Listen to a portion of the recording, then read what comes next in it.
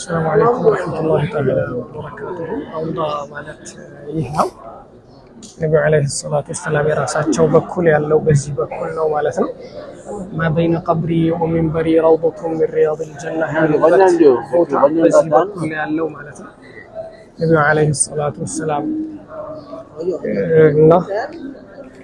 أبو بكر عمر ተቀበሩበትን ቦታ የምናይ ይሆናል ማለት ነው ኢንሻአላህ። ይህ ክፍት ነው የመጀመሪያው። ይሄ አሁን የምታዩት የመጀመሪያው ክፍት ነው። ሰይዱና ዒሳ መጣው መሬትን ካስተዳደሩ በኋላ ሞተው ይቀበሩበታል የተባለው ቦታ ይህ ነው ማለት ነው። ይህ ነው ማለት ነው።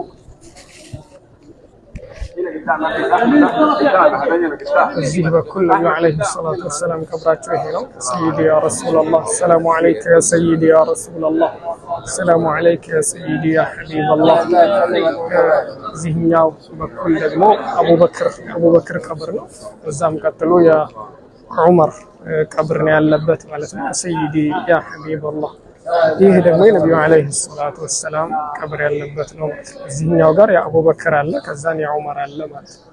ዑመር አቡበከር ነብዩ አለይሂ ሰላቱ ወሰለም ማለት ነው ያለበት። የመጀመሪያው ግን ያ ክፍት ነው። ሰይዱና ዒሳ መጥተው ምድርን ካስተዳደሩ በኋላ መጥተው ይቀበሩበታል የተባለው ምድር ነው ማለት ነው። ያ ሰይዲ ያ ረሱላህ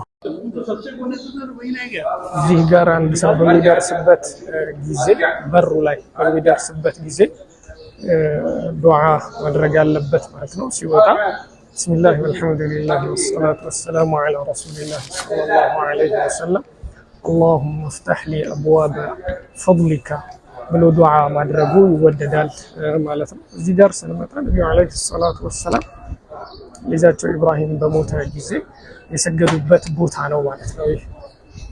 ይሄ ነብዩ ቀብር እንደወጣን ባበል በቂዕ የሚለው ይህ ነው ማለት ነው።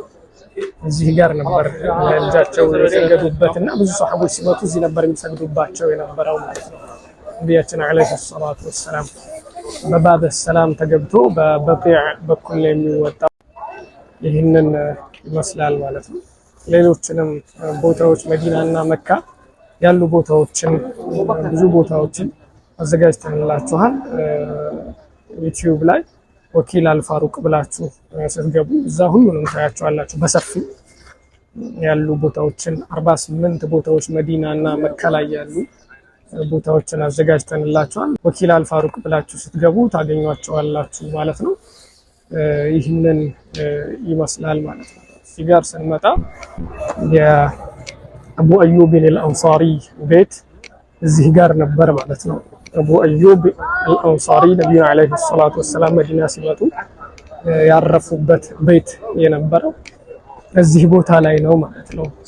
እዚህ ቦታ ላይ ነበር።